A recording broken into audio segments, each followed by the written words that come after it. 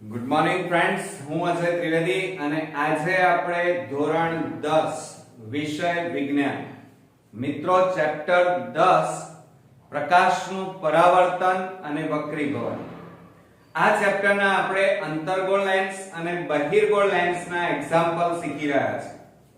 અત્યાર સુધીમાં આપણે અંતર્ગોળ લેન્સના અને બહિર્ગોળ લેન્સના ટેક્સ્ટ બુકના બધા જ એક્ઝામ્પલ મેં તમને શીખવાડ્યા છે.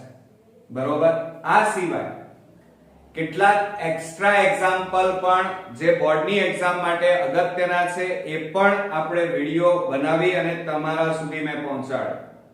આજે આપણે ખૂબ જ અગત્યનો એક્ઝામ્પલ શીખીશું, તો બરોબર ધ્યાન આપજો મિત્રો. અહીંયા 5 સેમી ઊંચાઈની એક વસ્તુને રકમમાં બરોબર સમજવાનું રાખો. આપણને અહીંયા શું કીધું છે? 5 સેમી ઊંચાઈની એક વસ્તુને, એટલે કે વસ્તુની ઊંચાઈ આપણને આપી છે 5 સેન્ટીમીટર અને 15 સેન્ટીમીટર કેન્દ્ર લંબાઈ. કેટલા સેન્ટીમીટર? 15 સેન્ટીમીટર કેન્દ્ર લંબાઈ વાળા બહિર્ગોળ લેન્સની મુખ્ય અક્ષ પર અક્ષને લંબ રહે તે રીતે મૂકેલી છે. એટલે અહીંયા એટલી તો ખબર પડી ગઈ આપણને કે વસ્તુની ઊંચાઈ 5 સેન્ટીમીટર, વસ્તુનું કદ કેટલા સેન્ટીમીટરનું છે? 5 સેન્ટીમીટર, અને બહિર્ગોળ લેન્સની કેન્દ્ર લંબાઈ કેટલી છે? 15 સેન્ટીમીટર. બીજું, લેન્સથી વસ્તુ અંતર, બરોબર ધ્યાન આપજો, લેન્સથી વસ્તુનું અંતર 45 સેન્ટીમીટર છે. તો પ્રતિબિંબનું સ્થાન, પ્રતિબિંબનો પ્રકાર અને પ્રતિબિંબનું પરિમાણ એટલે કદ અને મોટવણી શોધો. બરોબર. એટલે મિત્રો આપણે અહીંયા પ્રતિબિંબનું સ્થાન, પ્રકાર અને પરિમાણ શોધવાનું છે. હવે સૌપ્રથમ આપણે પહેલા તો પ્રતિબિંબનું અંતર શોધીશું, સ્થાન શોધીશું, અને એ પણ લેન્સના સૂત્રનો ઉપયોગ કરીને. તો સૌપ્રથમ પહેલા આપણે અહીંયા લખીશું લેન્સનું સૂત્ર. ધ્યાન આપજો બરોબર. લેન્સનું સૂત્ર. હવે લેન્સનું સૂત્ર તમને આવડે જ છે, 1/v - 1/u બરાબર 1/f. આ આપણું લેન્સનું સૂત્ર થયું.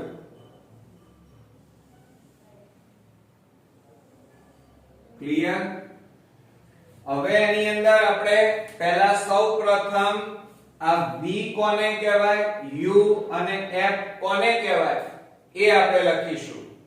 હવે v બરાબર, ધ્યાન આપજો બરોબર, કે v બરાબર પ્રતિબિંબ અંતર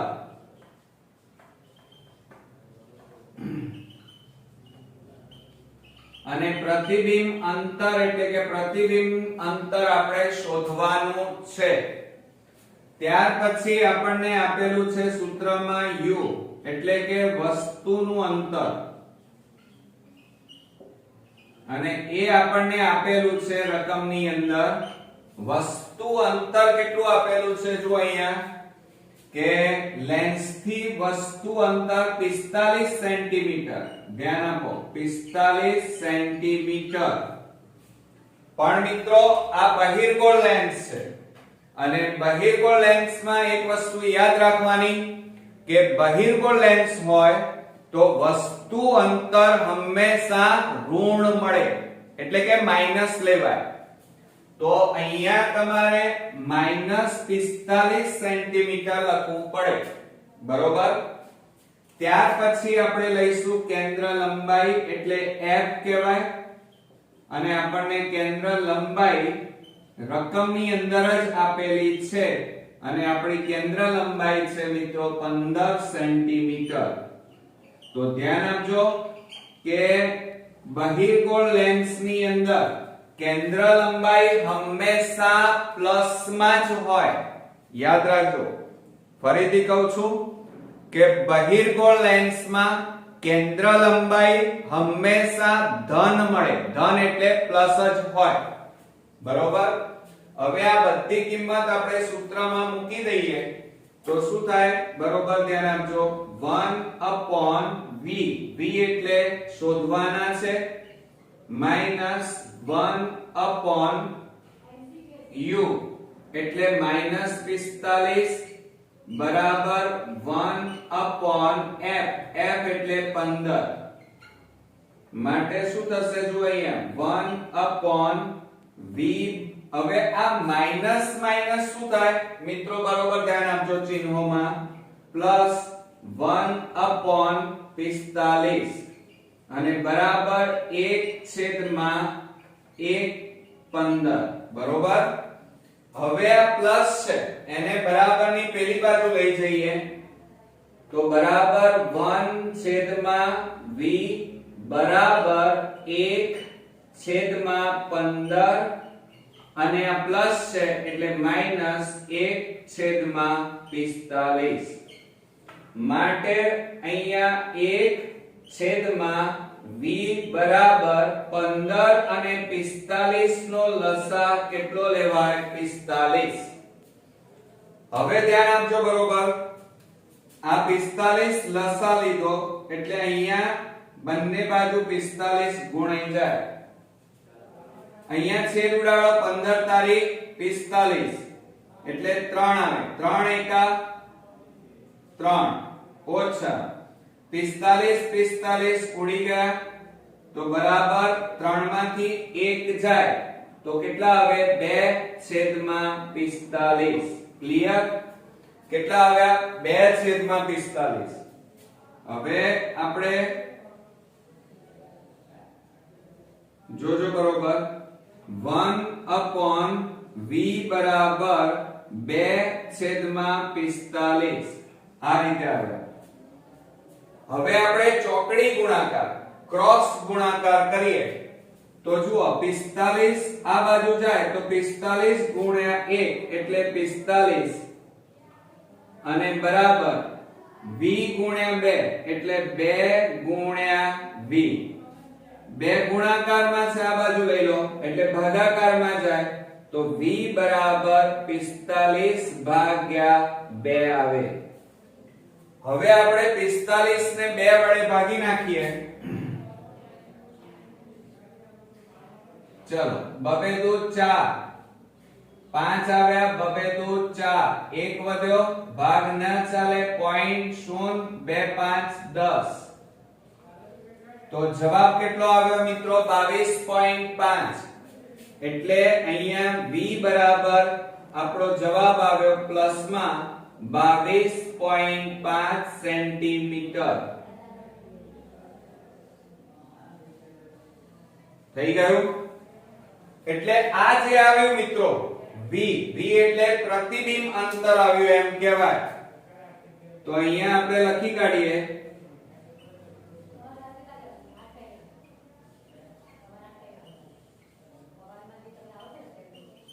પ્રતિબિંબ અંતર આવ્યું એમ કહેવાય।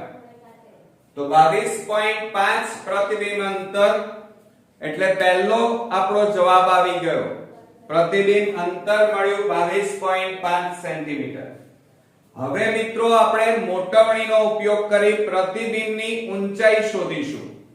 એટલે હવે આપણે લખીશું, હેડિંગ મારી દઈએ પહેલા કે પ્રતિબિંબની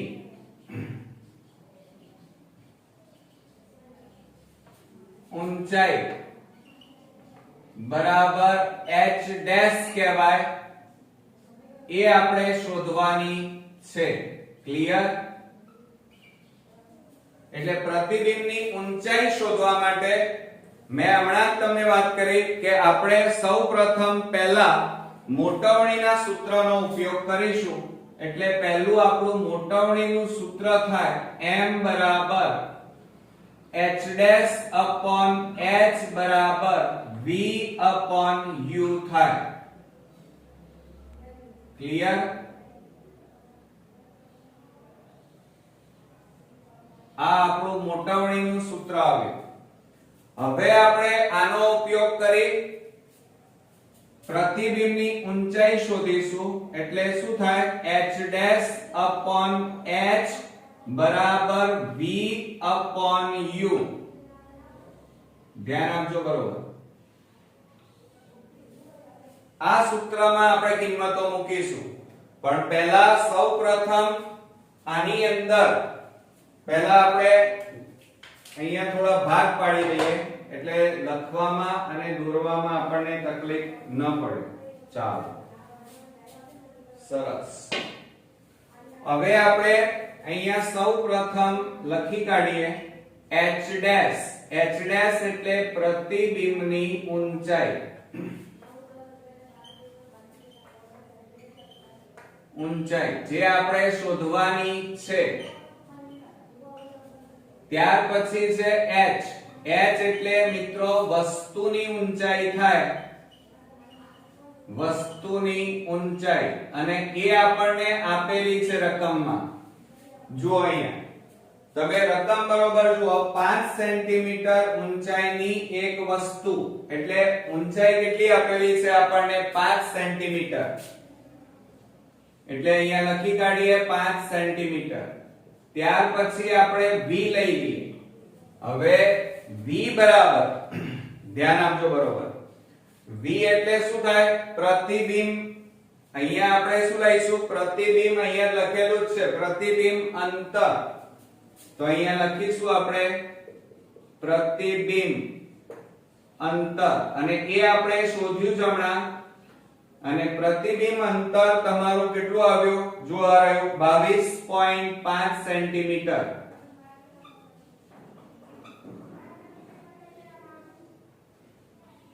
ચાલો ત્યાર પછી u લખવા પડશે એટલે કે વસ્તુ અંતર. એ પણ આપણને રકમમાં આપેલું છે જોઈએ. ચાલો વસ્તુ અંતર તો બરોબર ધ્યાન આપો. લેન્સ થી વસ્તુ અંતર 45 સેન્ટીમીટર. તો એ આપણને આપેલું છે એટલે અહીંયા લખી કાઢીએ 45 સેન્ટીમીટર. ક્લિયર. પણ હવે મિત્રો તમારે કેટલીક બાબતો ધ્યાનમાં રાખવાની છે. બહિર્ગોળ લેન્સ હોય તો વસ્તુ અંતર હંમેશા કેવું આવે મિત્રો ઋણ આવે. જો અહીંયા મેં લખ્યું છે ઓલરેડી છે ને. તો અહીંયા ભૂલ ન કરી દેતા. વસ્તુ અંતર હંમેશા કેવું આવે -45. બરોબર. હવે આ બધી કિંમતો આપણે આની અંદર મૂકી દઈએ તો h ડેશ upon 5 બરાબર 22.5 છેદમાં -45. હવે બરોબર ધ્યાન આપો. આ 5 ભાગાકારમાં છે આ બાજુ જાય તો ગુણાકાર. તો h ડેશ બરાબર 22.5 ગુણ્યા 5 અને છેદમાં -45. હવે મિત્રો આપણે શું કરી નાખીએ પોઈન્ટ કાઢી નાખીએ. પોઈન્ટ કાઢી નાખીશું તો શું થશે જો અહીંયા h ડેશ બરાબર 225 ગુણ્યા 5 અને છેદમાં -45 અને ગુણ્યા 100 થાય. આ 100 કેમ લખ્યા સોરી 10 થાય. 22.5 એક રકમ પછી પોઈન્ટ છે એટલે પોઈન્ટ કાઢી નાખીએ તો છેદમાં કેટલા લખાય 10. હવે જુઓ 5 9 45 બરોબર. અને 25 9 કેટલા થાય 225. અહીંયા પણ છેદ ઉડી જાય. બરોબર. તો હવે આપણો જવાબ કેટલો આવશે જુઓ. બરોબર ધ્યાન આપજો. h ડેશ બરાબર જો અહીંયા પ્લસ માં ના લખતા આ માઈનસ છે એટલે જવાબ -25/10 એટલે એક બિંદુ છે એટલે એક રકમ પછી પોઈન્ટ કાપીએ તો કેટલો આવે 2.5 સેન્ટીમીટર. પણ કેવા માઈનસ. આ શું આવે તો એ પણ આપણે લખી કાઢીએ. આ h ડેશ એટલે પ્રતિબિંબની ઊંચાઈ કહેવાય. શું કહેવાય મિત્રો પ્રતિબિંબની ઊંચાઈ. ક્લિયર? હવે આટલું થઈ ગયા પછી આપણે મોટવણી શોધવી પડશે. બરોબર? આ આપણે પ્રતિબિંબની ઊંચાઈ શોધી કાઢી. હવે આપણે મોટવણી શોધી કાઢીએ પહેલા. તો અહીંયા લખીએ આપણે મોટવણી m બરાબર સૂત્ર શું થાય? v upon u થાય. આ સૂત્રનો ઉપયોગ કરીશું. તો માટે અહીંયા શું થશે? m બરાબર, ચાલો v તમે શોધ્યા છે, જોવા રહ્યા 22.5 અને u બરાબર એ પણ આપણે શોધેલા છે. કેટલા છે મિત્રો? -45. ચાલો બરાબર પોઈન્ટ કાઢી નાખો તો 225 છેદમાં -45 ગુણ્યા કેટલા થાય? 10 થાય. ક્લિયર? હવે આપણે છેદ ઉડાડી દઈએ તો જુઓ 9 આને ભાગીએ 9 પંચા 45 અને 9 25 9 225 પાંચે હજી છેદ ઉડે 5 5 25 તો બરાબર આ માઈનસ ચિહ્ન છે એટલે -5 અને છેદમાં કેટલા વધ્યા? 10.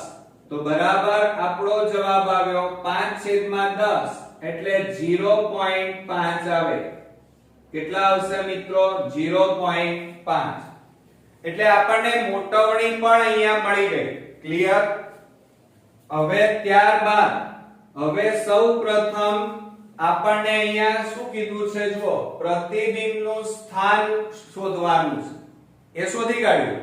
હવે અહીંયા લખીએ આપણે પ્રતિબિંબનું સ્થાન કઈ જગ્યાએ મળે. બરોબર ધ્યાન આપજો. પ્રતિબિંબનું સ્થાન. હવે મિત્રો આ બહિર્ગોળ લેન્સ છે. ધ્યાન આપજો. બરોબર? બહિર્ગોળ લેન્સ હોય તો મેં તમને શીખવાડ્યું છે. જુઓ, આ બહિર્ગોળ લેન્સ મેં દોર્યો. ક્લિયર? હવે એની આ જે બાજુ છે આ તમારી કઈ બાજુ આવશે? ડાબી બાજુ. અને આ તમારી જમણી બાજુ. તો આ જે છે એ વસ્તુ કહેવાય. શું કહેવાય? વસ્તુ હંમેશા ડાબી બાજુ હોય. અને બહિર્ગોળ લેન્સમાં જે તમારું પ્રતિબિંબ હોય એ હંમેશા કઈ જગ્યાએ મળે? જમણી બાજુ મળે. બરોબર? તો અહીંયા શું લખાય? વસ્તુની વિરુદ્ધ બાજુએ. કઈ બાજુએ? વિરુદ્ધ બાજુએ બહિર્ગોળ લેન્સમાં પ્રતિબિંબ મળે. તો આપણે અહીંયા લખીશું વસ્તુની વિરુદ્ધ બાજુએ. પણ કઈ બાજુએ પ્રતિબિંબ મળે મિત્રો? તો જુઓ આકૃતિમાં ક્યાં મળે? જમણી બાજુએ. તો અહીંયા લખીશું આપણે જમણી બાજુએ. એટલે કે પ્રતિબિંબ અંતર. ચલો આમાં પ્રતિબિંબ અંતર ક્યાં છે? જુઓ કેટલું આવે? 22.5 આવે. કેટલું આવે મિત્રો? 22.5 સેન્ટીમીટર. ત્યાર પછી પ્રતિબિંબના સ્થાન પછી પ્રતિબિંબનો પ્રકાર આવે. શું આવશે? પ્રતિબિંબનો પ્રકાર. તો અહીંયા આપણે લખીએ પ્રતિબિંબ નો પ્રકાર. બરોબર? હવે એની અંદર આ બહિર્ગોળ લેન્સ છે. બહિર્ગોળ લેન્સ હોય તો તમે આકૃતિ જોઈ શકો છો. વસ્તુ ઊભી છે અને પ્રતિબિંબ ઊંધું મળે છે. એટલે પ્રતિબિંબ નો પ્રકાર કેવો હોય? વાસ્તવિક અને ઊંધું. ઊંધું એટલે ઉલટું હોય. તો આપણે અહીંયા લખી કાઢીએ વાસ્તવિક અને ઉલટું. ક્લિયર? ત્યાર પછી ત્રીજા નંબરમાં પ્રતિબિંબનું કદની વાત કરીએ. ચાલો હવે અહીંયા લખી કાઢીએ પ્રતિબિંબ નું કદ